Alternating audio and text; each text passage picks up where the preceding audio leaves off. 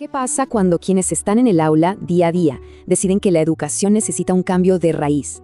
Hoy vamos a sumergirnos en una historia fascinante, la de un movimiento que buscó transformar la educación colombiana, no desde un escritorio o una oficina, sino desde el corazón mismo de la escuela. Perfecto. Para entender bien este viaje, vamos a seguirlo paso a paso. Primero, veremos cuál fue la chispa que encendió todo.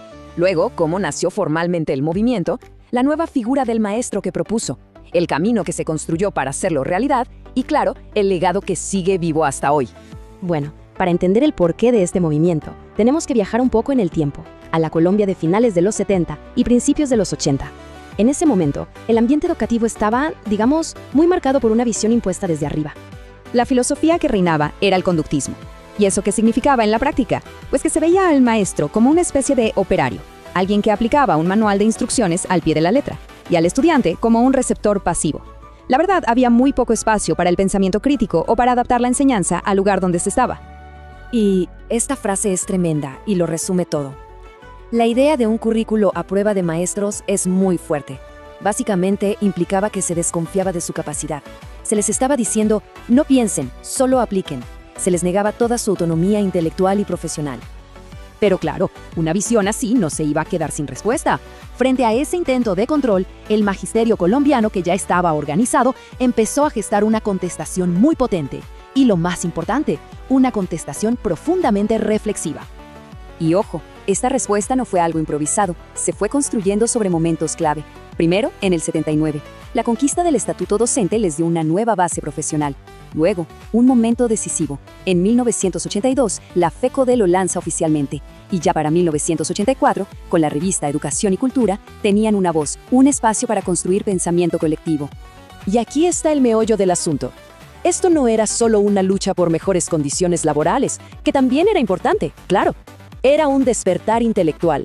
Los maestros se propusieron ser los protagonistas de la educación que querían, una que de verdad respondiera a las realidades de sus comunidades y no a un modelo genérico. Ahora sí, pasemos a la idea central, al corazón que impulsó todo el movimiento. Se trataba de ni más ni menos que de redefinir por completo la identidad del docente.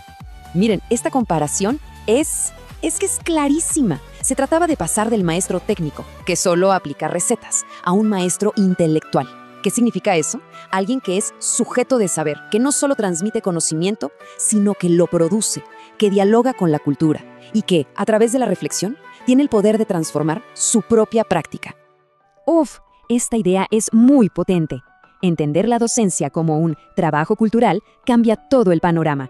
Significa que enseñar es un acto político, un acto que forma ciudadanos.